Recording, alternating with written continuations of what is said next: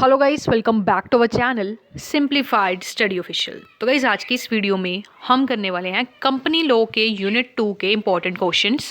तो गाइस पिछली वीडियो में हमने यूनिट 1 के इंपॉर्टेंट क्वेश्चंस किए थे। आज की इस वीडियो में यूनिट 2 के हम इंपॉर्टेंट क्वेश्चंस करने वाले हैं। तो स्टार्ट करते हैं। एंड वीडियो अच्छी लगी तो प्लीज़ लाइक कर देना एंड चैनल को सब्सक्राइब कर देना। तो स्टार्ट करते हैं। सबसे पहले जो फर्स्ट क्वेश्चन बनता है आपका यूनिट 2 से, that is explain annual meeting. Annual general meeting यानी कि एजीएम क्या होता है? तो एनुअल जनरल मीटिंग एक ईयरली आपकी मीटिंग होती है जो कंपनी के शेयर होल्डर्स एंड डायरेक्टर्स इकट्ठे बैठ के सारे मीटिंग करते हैं, जिसमें बिजनेसेस के जो मैटर्स होते हैं वो सारे डिस्कस किए जाते हैं। सारी transparency, accountability and decision making की जाती है कंपनी में, और देखा जाता है कि क्या फ्यूचर प्लान्स होने वाले हैं और क्या हमने जो प्लान बनाया था उसके अकॉर्डिंग हमारी जो कंपनी है वो वर्क कर रही है या नहीं कर रही है। नेक्स्ट है की पर्पसेस ऑफ एजीएम। पहला है फाइनेंशियल रिपोर्टिंग। अब जो कंपनी है इसमें एजीएम में अपनी एनुअल रिपोर्ट्स, जिसमें फाइनेंशियल स्टेटमेंट, परफॉर्मेंस रिव्यू और फ्यूचर प्लान्स होंगे, वो सारे डिस्कस करेंगे अपने शेयर होल्डर्स एंड डायरेक्टर के साथ। साथ ही साथ शेयर होल्डर्स एंगेजमेंट में बेसिकली क्या होगा, ये एक ऐसी अपॉर्चुनिटी होती है जिसमें शेयर होल्डर्स इंटरेक्ट करते हैं बोर्ड्स ऑफ डायरेक्टर्स के साथ, जिसमें क्वेश्चंस पूछे जाते हैं और उनके कंसर्न भी पूछे जाते हैं। नेक्स्ट है कॉर्पोरेट गवर्नेंस। एजीएम जो है इसमें गुड कॉर्पोरेट गवर्नेंस देखा जाता है, जिससे ट्रांसपेरेंसी एंड अकाउंटेबिलिटी बनी रहे। मतलब इसमें एजीएम में हम ये देखेंगे कि जो भी हमारे अकाउंट्स वगैरह हैं क्या एकदम रियल पिक्चर शो कर रहे हैं, क्या उसके रिगार्डिंग हमारा प्लान होने वाला है और क्या प्लान के अकॉर्डिंग सारी चीज़ें चल रही हैं या नहीं चल रही हैं। नेक्स्ट है डिसीजन मेकिंग। शेयर होल्डर्स जो हैं ये वोट करते हैं, कोई भी रेजोल्यूशन होता है शेयर होल्डर्स वोट करते हैं, या डायरेक्टर को अपॉइंट करना पड़ा, या फिर अप्रूवल ऑफ डिविडेंड, जैसे कोई भी डिसीजंस हों शेयर होल्डर्स इसमें पार्टिसिपेट करते हैं और उसी के अकॉर्डिंग कंपनी डिसीजन लेती है। नेक्स्ट है की activities during AGM. Annual general meeting में कौन कौन सी एक्टिविटीज़ होती हैं? पहला है प्रेजेंटेशन ऑफ एनुअल रिपोर्ट। जो बोर्ड्स ऑफ डायरेक्टर्स हैं एजीएम में कंपनी की जो परफॉर्मेंस है, जिसमें फाइनेंशियल हाइलाइट्स, फ्यूचर स्ट्रेटजीज क्या है, ठीक है, एनुअल रिपोर्ट सारी प्रोवाइड की जाती है। Next and question and answer session. इसमें जो शेयर होल्डर्स हैं वो बोर्ड्स ऑफ डायरेक्टर से क्वेश्चन पूछते हैं, ठीक है, अपने व्यूज़ जो हैं वो बताते हैं कि प्लान आगे क्या होना चाहिए, किस तरीके का होना चाहिए। अगर कोई डायरेक्टर अपॉइंट कर रहे हैं तो शेयर होल्डर वोट करेंगे, ठीक है, रेजोल्यूशन कोई पास करना है उसके लिए वोटिंग वगैरह होगी। नेक्स्ट है वोटिंग ऑन रेजोल्यूशन। सेम जो मैंने अभी आपको बताया कि अगर मान लो कोई रेजोल्यूशन पास करना है कंपनी ने तो उसके लिए शेयर होल्डर सारी वोटिंग करेंगे, ठीक है। कोई डायरेक्टर को अपॉइंट करना है, कोई न्यू डायरेक्टर हमें अपॉइंट करना है, कोई डिविडेंड पॉलिसी लानी है, तो सारे शेयर होल्डर्स वोट करेंगे एंड उसी के अकॉर्डिंग हम क्या करेंगे, डिसीजन लेंगे। नेक्स्ट है इलेक्शन ऑफ डायरेक्टर। सेम वही डायरेक्टर्स का इलेक्शन करेंगे कि मान लो अगर 100 शेयर होल्डर्स हैं या जितने भी प्रेजेंट है वहाँ पे, ठीक है, तो वहाँ पे क्या करेंगे, सभी वोटिंग करेंगे, जिसको मैक्सिमम वोटिंग होगी वो पर्सन डायरेक्टर बना दिया जाएगा, ठीक है। नेक्स्ट है इंपॉर्टेंस ऑफ एजीएम। ये क्वेश्चन आपको 15 के लिए भी आ सकता है। 5 के लिए आया तो सिंपल आप यहीं तक बता देना, ठीक है। 15 के लिए आया तो इंपॉर्टेंस भी बतानी है साथ में। पहला है ट्रांसपेरेंसी। एजीएम क्या करता है, ट्रांसपेरेंसी प्रोवाइड करता है शेयर होल्डर्स को, ताकि वो सारी इन्फॉर्मेशन जो है कंपनी के परफॉर्मेंस या कंपनी की क्या फ्यूचर प्लान्स हैं वो जान सके। नेक्स्ट है अकाउंटेबिलिटी। जो बोर्ड्स ऑफ डायरेक्टर है वो अकाउंटेबल होते हैं शेयर होल्डर्स तक, ताकि वो डिसीजन एंड एक्शंस ले पाए, ठीक है, जिसमें वो जो शेयर होल्डर्स है उन मतलब पार्टिसिपेट करते हैं जो भी इलेक्शन वगैरह होता है, डायरेक्टर का हो गया, कोई डिविडेंड पॉलिसी, ठीक है। नेक्स्ट है डिसीजन मेकिंग। शेयर होल्डर्स को एजीएम में ही अपॉर्चुनिटी मिलती है जिससे वो कंपनी के डिसीजन मेकिंग प्रोसेस में पार्टिसिपेट कर पाएँ। Investor confidence. वेल कंडक्टेड जो एजीएम होती है वो इन्वेस्टर्स का कॉन्फिडेंस बूस्ट करती है, क्योंकि उनको कंपनी की स्ट्रैटेजी के बारे में पता चलता है, कंपनी आगे क्या करने वाली है, उससे इन्वेस्टर्स का कंपनी पे ट्रस्ट बढ़ता है, ठीक है। तो इन शॉर्ट कहेंगे इस एजीएम जो है ये क्रूशियल है, जिसमें गुड कॉर्पोरेट गवर्नेंस हम प्रोवाइड करते हैं। साथ ही साथ इसमें ट्रांसपेरेंसी जो है वो प्रोवाइड की जाती है, सारी जो इंटरेस्ट है शेयर होल्डर्स का वो हमें पता चलता है। एंड नेक्स्ट है आपका जो question, what is board meeting, describe the statutory provision relating to holding board meeting, ठीक है। बोर्ड मीटिंग क्या है, क्या इसकी प्रोविजन है, ठीक है, ये 15 के लिए आता है। तो बोर्ड मीटिंग जो है एक फॉर्मल गैदरिंग है। मतलब जैसे मान लो अगर हम कई बार फ्रेंड्स क्या होते हैं सारे इकट्ठे बैठ जाते हैं ना, कोई भी ऐसे कोई टॉपिक पे डिस्कस करने लग जाते हैं, या कई बार क्लास में हमें क्या ग्रुप डिस्कशन कराई जाती है जिसमें नंबर ऑफ स्टूडेंट्स बैठ जाते हैं और एक टॉपिक पे बोलते हैं, है ना। मतलब इसमें क्या है, बोर्ड मीटिंग में जो भी मेंबर्स हैं कंपनी के, शेयर होल्डर्स हैं, वो एकदम मतलब एज अ जिस तरीके से हमें क्या करना है, जैसे कह सकते हो कोई डिस्कशन करनी है, वैसे इकट्ठे होकर बैठ जाते हैं एंड सारे टॉपिक बिजनेस के टॉपिक पे क्या करते हैं, बात करते हैं, ठीक है, जिसमें कंपनी की फाइनेंशियल परफॉर्मेंस कैसी रही, कंपनी कैसा काम कर रही है, क्या स्ट्रेटजी के डिसीजंस हैं, वो सारे होते हैं। नेक्स्ट है statutory provision regarding to holding board meeting. Companies act 2013 के अंदर कौन कौन सी प्रोविजंस हैं जिसके अंदर जो बोर्ड मीटिंग है इंडिया में कंडक्ट की जाती है। पहला है मिनिमम नंबर ऑफ मीटिंग। अब हम मीटिंग कर रहे हैं, ठीक है, सभी बिजनेस पर्पज़ के लिए कर रहे हैं, इसमें ये होना चाहिए कि कितने पर्सन सबसे पहले प्रेजेंट हो। पब्लिक एंड प्राइवेट कंपनी के केस में जब हम मीटिंग कर रहे हैं एटलीस्ट 4 मेंबर जो हैं वो होने चाहिए, ठीक है, मैक्सिमम 120, मतलब जो भी हमें करनी है ना मीटिंग करनी है, 4 meeting must be held in air. Sorry, इसमें बेसिकली क्या है कि जो भी हमने 1 साल के अंदर मीटिंग करनी है ना, 1 साल के अंदर 4 मीटिंग्स हमें करनी है, ठीक है, जिसमें मान लो मैंने मीटिंग की 1 जनवरी को मैंने मीटिंग की, अब 1 जनवरी के बाद 120 दिन के बाद मैं दूसरी मीटिंग कर सकती हूँ, मतलब मैक्सिमम 120 दिन का गैप लेना है, ठीक है, मतलब 121 डेज से ज़्यादा नहीं होना चाहिए, मतलब 120 से ज़्यादा दिन नहीं होना चाहिए, मैक्सिमम 120 डेज हो सकता है, उससे कम भी हो सकता है। नेक्स्ट है 1% company and small companies, at least 2 meeting होनी चाहिए 1 साल के अंदर, जिसमें मिनिमम गैप जो है 90 डेज का होना ही चाहिए, ठीक है। नेक्स्ट है नोटिस पीरियड। ऑर्डिनरी जो मीटिंग है, जो हम नॉर्मल मीटिंग कर रहे हैं, वो एटलीस्ट 7 डे पहले, मतलब मान लो आज मैंने मीटिंग रखनी है, मान लो आज है 1 जनवरी है, ठीक है, मुझे अगर मान लो मीटिंग रखनी है 8 जनवरी को, तो मुझे 7 दिन पहले नोटिस सभी शेयर होल्डर्स और डायरेक्टर्स को भिजवाना पड़ेगा कि 8 जनवरी को मीटिंग है, ठीक है, आप सभी ने इतने बजे वहाँ पे इकट्ठे होना है उस प्लेस पे, या वीडियो कॉन्फ्रेंसिंग के थ्रू होनी है, तो वो भी सब कुछ बताना है मुझे, ठीक है, मतलब 7 दिन से पहले सभी को नोटिस दे देना है कि वो रेडी रहे, मीटिंग होने वाली है, ठीक है, सभी डायरेक्टर्स को दे देना है। नेक्स्ट है अर्जेंट मीटिंग। अगर मान लो कोई ऐसी अर्जेंट मीटिंग है, कोई भी ऐसा हमें कोई प्लान बनाना है या कुछ ऐसा हो गया जो कंपनी में होना नहीं चाहिए था, ठीक है, तो अर्जेंट मीटिंग में बेसिकली क्या है कि एक शॉर्ट नोटिस हमें देना है, ठीक है, but at least 1 independent director must be present. मतलब मान लो कोई भी हम अर्जेंट मीटिंग कर रहे हैं कि फटाफट से आ जाओ, मीटिंग हमने बिठानी है, कोई इंपॉर्टेंट बात है, तो उस केस में कम से कम जो बेसिकली क्या है, एक हमारा इंडिपेंडेंट जो डायरेक्टर है वो प्रेजेंट होना चाहिए, ठीक है। नेक्स्ट है क्यूरम। अब क्यूरम क्या होता है? क्यूरम का मतलब होता है नंबर ऑफ मिनिमम पर्सन जो है एजीएम अटेंड करने वाले, मतलब कम से कम इतने पर्सन होने ही चाहिए। जो क्यूरम है बोर्ड मीटिंग की, generally 1/3 of total number of director और 2 डायरेक्टर विच इज़ हायर, ठीक है, मतलब जितने भी हमारे डायरेक्टर्स हैं उनका 1/3 यहाँ प्रेजेंट होना चाहिए, या जितने भी टोटल नंबर ऑफ डायरेक्टर्स हमारे पास हैं उसमें 2 डायरेक्टर्स हमारे होने ही चाहिए मीटिंग में, ठीक है। नेक्स्ट है कंडक्ट ऑफ मीटिंग। मीटिंग जो है वो पर्सन, मतलब जैसे कह सकते हो एक कोई ऑफिस है, वहाँ पे सभी बैठ के मीटिंग कर रहे हैं, ऐसी भी हो सकती है वीडियो कॉन्फ्रेंसिंग के थ्रू, या ऑडियो विजुअल मीन्स के थ्रू हो सकती है, ठीक है, या फिर मान लो कॉल के थ्रू हो सकती है, या फिर वीडियो कॉन्फ्रेंसिंग हो सकती है, ठीक है। Minutes of meeting must be recorded and signed by a chairperson. Minutes क्या होता है? जैसे कई बार क्लास में हमें मैम बोर्ड पे हमें काम करवा रहे होते हैं, तो स्टूडेंट्स क्या करते हैं, सिंपल नोट करते रहते हैं, ठीक है, जो मैम बोल रहे हैं छोटे छोटे पॉइंट्स नोट करते रहते हैं। वैसे ही जब मीटिंग होती है ना, कंपनी सेक्रेटरी क्या करती है, माइन्यूट्स बनाती है। जैसे हम नोट्स बनाते हैं ना कि मान लो मैम अगर हमें कुछ करवा रहे हैं, तो हम जो जो इंपॉर्टेंट टॉपिक हैं, वो जो इंपॉर्टेंट पॉइंट है, वो हम वो अपनी नोटबुक में लिख लेते हैं। उसी तरीके से कंपनी जो सेक्रेटरी है, जब बोर्ड मीटिंग हो रही होती है ना, तो कंपनी सेक्रेटरी क्या करती है, एक पेपर लेती है, एक शीट लेती है या एक फाइल लेती है, उस पर जो भी इंपॉर्टेंट टॉपिक है कि आज एनुअल जनरल मीटिंग में फ्यूचर के बारे में हमने डिस्कस किया, ठीक है, फाइनेंशियल रिपोर्ट्स के बारे में डिस्कस किया, डिविडेंड पॉलिसी चेंज हुई, मतलब जो जो बीच में इंपॉर्टेंट पॉइंट्स है वो लिखती रहती है। तो इसमें माइन्यूट जो है वो बनाए जाएंगे, हमारे किसके थ्रू बनाए जाएंगे, मतलब चेयरपर्सन के थ्रू हमने क्या करवाना है, साइन करवाए जाएंगे, ठीक है, सेक्रेटरी बनाएगा इसको, एंड में साइन चेयरपर्सन करेगा। रेजोल्यूशन जो है मीटिंग में हुआ है, जो हमने पास किया है, उसे भी लिखा जाएगा और चेयरपर्सन के थ्रू साइन करवाया जाएगा। नेक्स्ट है इंपॉर्टेंट कंसिडरेशन। फर्स्ट है इंडिपेंडेंट डायरेक्टर। जो इंडिपेंडेंट डायरेक्टर है वो ज़रूर से प्रेजेंट होना चाहिए जनरल मीटिंग में, ठीक है, एनुअल जनरल मीटिंग में, ताकि डिसीजन मेकिंग अच्छी हो सके। नेक्स्ट है रिलेटेड पार्टी ट्रांजैक्शन। जो बोर्ड है सबसे पहले क्या करेगा, जो भी ट्रांजैक्शंस हैं सारी देखेगा, जो भी हम कर रहे हैं या जो भी हमारी वर्किंग हो रही है वो सेबी के अंदर कंपनी एक्ट के रेगुलेशन हो रही हैं या नहीं हो रही हैं। नेक्स्ट है रिस्क मैनेजमेंट। जो बोर्ड है वो सबसे पहले देखेगा कंपनी का रिस्क मैनेजमेंट सारा देखेगा, सारा फ्रेमवर्क तैयार करेगा।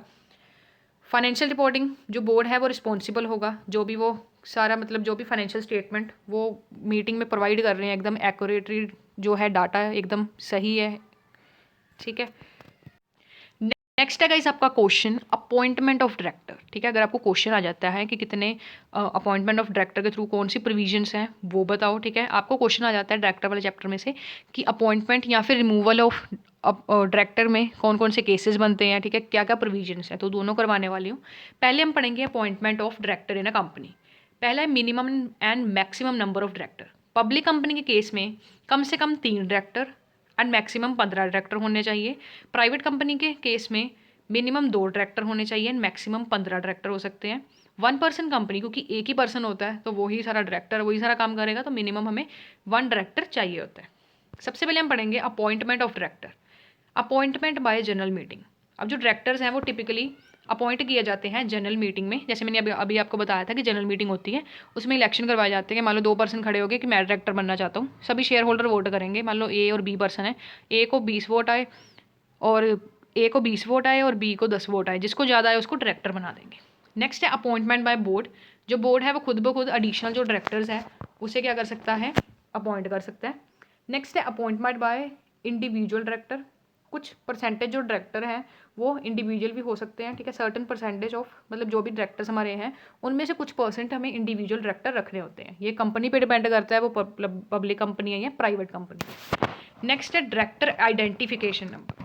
अब जो भी पर्सन डायरेक्टर बन रहा है उसके पास DIN यानी कि डायरेक्टर आइडेंटिफिकेशन नंबर होना चाहिए सेंट्रल रजिस्ट्रेशन सेंटर से, CRC से उसे प्रोवाइड होना चाहिए। जैसे हमें पैन होता है ना, उसको DIN प्रोवाइड होता है। दिस DIN ये यूनिक नंबर होता है हर डायरेक्टर के लिए। नेक्स्ट है डायरेक्टर कंसर्न। अब जो पर्सन हमने अपॉइंट किया है एज ए डायरेक्टर, उसकी जो कंसर्न है राइटिंग में लिखा जाएगा एंड ऑफिस में रखा जाएगा। एंड ये जो कंसर्न है, जो भी वो मतलब कह सकते हो जो भी अपनी अपॉइंटमेंट की जो लेटर की तरह होता है ये कंसर्न, उसको लिखेगा एंड रजिस्ट्रार के साथ फाइल करेगा with in 30 day of appointment. ठीक है, नेक्स्ट है डिसक्वालिफिकेशन ऑफ डायरेक्टर। अब मान लो हमने डायरेक्टर बना लिया, अब हम उससे डिसक्वालीफाई भी कर सकते हैं। कौन कौन से केसेस होते हैं पढ़ते हैं। पहला है resignation and removal of director. पहला तो अगर डायरेक्टर खुद ही एक रिटर्न डॉक्यूमेंट रिटर्न नोटिस दे देता है कि मैंने रिजाइन करना है, तो उस केस में उसको निकाल दिया जाएगा। दूसरा, अगर शेयर होल्डर चाहते हैं कि ये रिमूवल जो है मतलब डायरेक्टर है इसको रिमूव करना है हमने स्पेशल रेजोल्यूशन पास करके, उस केस में ये डिसक्वालीफाई हो सकता है। नेक्स्ट है other important provision. Director responsibility. Directors जो है कंपनी के अफेयर एंड जो भी सारी चीज़ें हो रही हैं in the best in the interest of मतलब कंपनी के हित में ही सारा काम करेगा, उसके अगेंस्ट वर्क नहीं करेगा। Related partly transaction.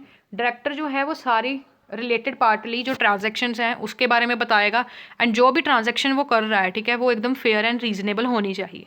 नेक्स्ट है इंडिपेंडेंट डायरेक्टर। इंडिपेंडेंट डायरेक्टर जो है मस्ट बी इंडिपेंडेंट होना चाहिए कंपनी के मैनेजमेंट के थ्रू, मतलब उसी पर्सन कंपनी के लिए वो डायरेक्टर होना चाहिए, किसी और के लिए नहीं होना चाहिए। नेक्स्ट गाइस आपका क्वेश्चन एक 5 मार्क्स के लिए आ जाता है कि difference between manager and managing director. 5 marks के लिए इंपॉर्टेंट है, कई बार ही आपको 15 मार्क्स में 2 पार्ट करके क्वेश्चन आ जाएगा। ए पार्ट में 7.5 मार्क्स के लिए आपको ये आ जाता है। पहला है मैनेजर। मैनेजर का रोल क्या होता है, ये रिस्पॉन्सिबल होता है जो डे टू डे ऑपरेशंस होते हैं ना कंपनी के अंदर, ये सारा उसको देखता है।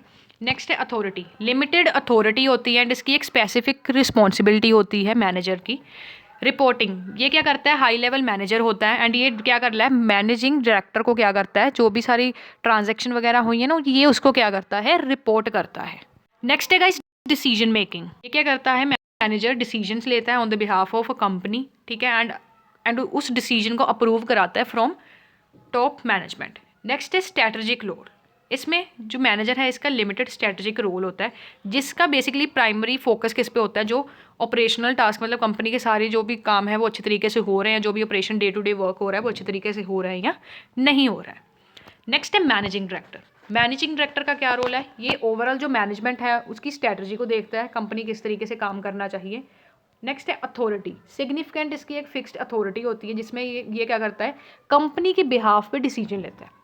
मैनेजर क्या था, डिसीजन लेता है बट उसको हाई लेवल से प्रूव कराने पड़ते हैं, बट मैनेजिंग डायरेक्टर सिंपल क्या करता है, डिसीजन लेता है on the behalf of company.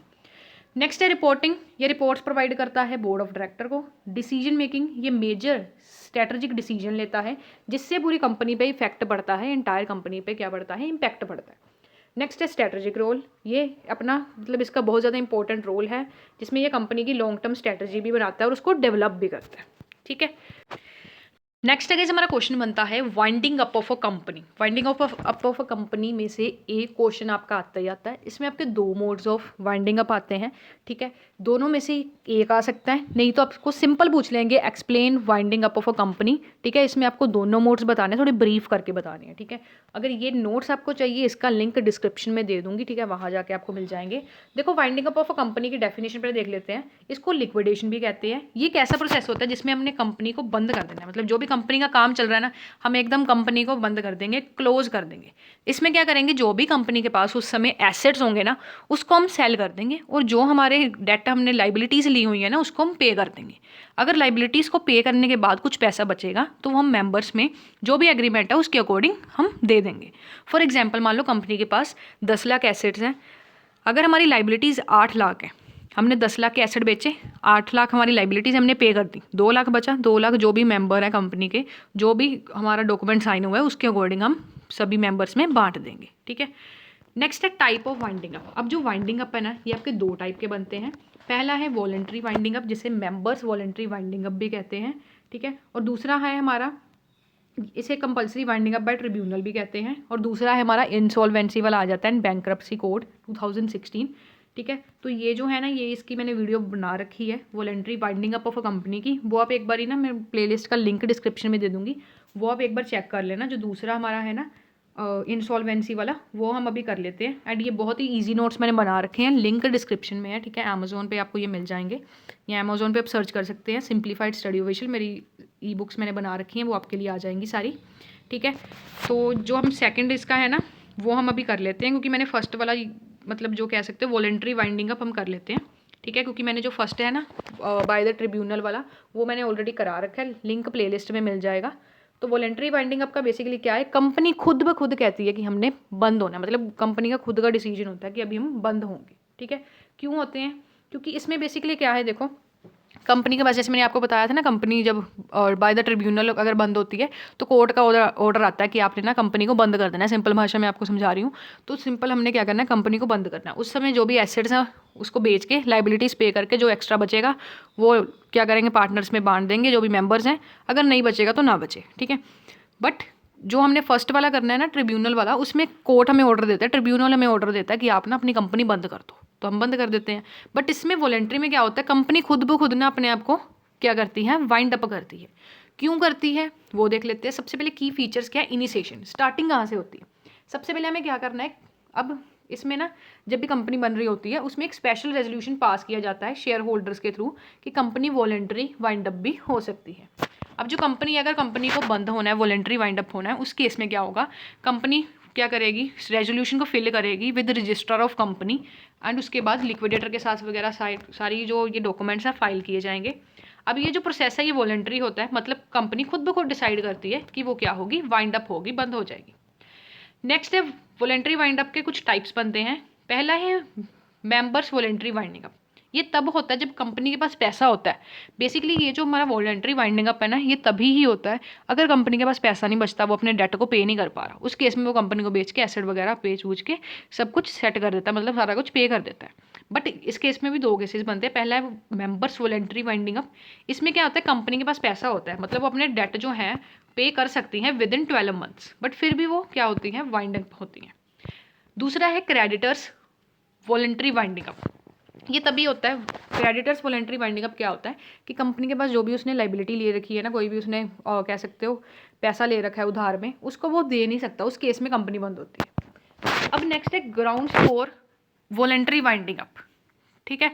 अब ये बेसिकली क्यों होता है, मतलब क्यों वॉलंटरी वाइंडिंग अप होता है, क्यों कंपनी खुद ब खुद बंद होती है। डिसीजन टू सीज ऑपरेशन और companies goal has been achieve. अगर मान लो कंपनी को छोटे पीरियड के लिए बनी थी, मान लो एक साल के लिए कंपनी बनी थी, एंड उसका कोई मोटिव था, वो अगर कंपनी ने अचीव कर लिया, उस केस में कंपनी वॉलंटरी वाइंड अप होगी कि हमारा काम हो चुका है, अब हम कंपनी बंद कर देंगे। दूसरा है business is no longer viable due to market condition. मतलब बिजनेस जो है वो आगे नहीं चल सकता क्योंकि उनके पास पैसा नहीं है, या मार्केट कंडीशंस ऐसी हैं, उनके प्रोडक्ट की डिमांड नहीं आ रही, ठीक है, उनको प्रॉफिट नहीं हो रहा, उस केस में वो बंद हो सकते हैं, ठीक है। या फिर जो कंपनी है वो इसलिए वाइंड अप हो रही है क्योंकि वो नॉन प्रॉफिट एंटिटी है, एंड उसका जो मेन ऑब्जेक्टिव है वो पूरा हो चुका है, मतलब जिसके लिए कंपनी बनी थी ना, जिस पर्टिकुलरली गोल के लिए बनी थी, वो गोल जो है वो कंप्लीट हो चुका है, ठीक है। नेक्स्ट है रोल ऑफ लिक्विडेटर। अब जो both members and creditors voluntary winding up है ना, इसमें लिक्विडेटर एक पर्सन होता है, उसको अपॉइंट किया जाता है। एंड जो लिक्विडेटर है ना, ये सारे कंपनी के एसेट्स को कलेक्ट करता है एंड उसको बेच के या फिर एसेट्स को क्या करता है, सेटल करता है, ताकि वो अपने डेट जो है वो पे कर दे। ठीक है। क्रेडिटर वॉलेंट्री वाइंडिंग अप में क्या होता है कि जो क्रेडिटर्स होते हैं वो अपॉइंटमेंट करते हैं लिक्विडेटर की। मतलब लिक्विडेटर एक ऐसा पर्सन है, कंपनी के जो भी एसेट्स है उसको कलेक्ट करता है और उसके अकॉर्डिंग सारे जो है डेट पे करता है। नेक्स्ट है control. Unlike compulsory winding up where tribunal takes control, मतलब कंपल्सरी वाइंडिंग अप में क्या होता है, ट्रिब्यूनल कंट्रोल टेक कर लेता है। बट वॉलेंट्री वाइंडिंग अप में क्या है, जो कंपनी का जो मैनेजमेंट है ना, जैसे कि बोर्ड ऑफ डायरेक्टर, वो क्या करेंगे, लिक्विडेटर को सारा प्रोवाइड कर देंगे कि ये हमारे एसेट्स हैं, ये हमारे डेट है। उसके अकॉर्डिंग लिक्विडेटर आपको बताता है कि किस तरीके से आपने अपने डेट को पे करना है। ठीक है। नेक्स्ट है इफेक्ट ऑन कंपनी। अब जो इसमें क्या होगा, जो लिक्विडेटर हमने अपॉइंट किया है वो क्या करेगा, हमारी हेल्प करेगा, कंपनी अपने डेट को सेटल कर दे और जो भी एसेट्स बचे हैं वो शेयर होल्डर को वापस कर दे। ठीक है। और जब कंपनी डिजोल्व हो मतलब जब कंपनी डिजोल्व होती है, the company is dissolve once the winding up is complete. Company तब बंद होगी जब सारा वाइंडिंग अप का प्रोसीजर है खत्म हो जाएगा। टाइम फ्रेम क्या है, जो प्रोसेस है वॉलेंट्री वाइंडिंग अप का, ये क्विकर होता है एंड ये लेस कॉम्प्लेक्स होता है as compare to compulsory winding up. ठीक है। नेक्स्ट है कंक्लूजन। कंपल्सरी वाइंडिंग अप एक इनिशिएटेड है, ठीक है, जिसमें एक्सटर्नल पार्टीज, क्रेडिटर, ट्रिब्यूनल जो है, बेसिकली अगर कंपनी इंसॉल्वेंट हो गई है, उनके पास पैसा नहीं है या उनका जो मेन मकसद है कंपनी का वो पूरा हो गया है, उस केस में कंपनी खुद ब खुद बंद हो जाती है। ठीक है। इसका जो फर्स्ट पार्ट है compulsory winding up by tribunal, ये मैं करा चुकी हूँ, उसका लिंक मैं डिस्क्रिप्शन में डाल दूँगी प्लेलिस्ट का, वो चेक कर लेना। And winding up of a company के जो नोट्स है ना, ई बुक आपको मिल जाएगी अमेजोन पे, वहाँ पे आप सर्च कर सकते हो, simplified study official simple search कर देना, नहीं तो डिस्क्रिप्शन में लिंक प्रोवाइड कर दूँगी। वीडियो कैसी लगी कमेंट करके ज़रूर बताना। आज की इस वीडियो में इतना ही। Thanks for watching.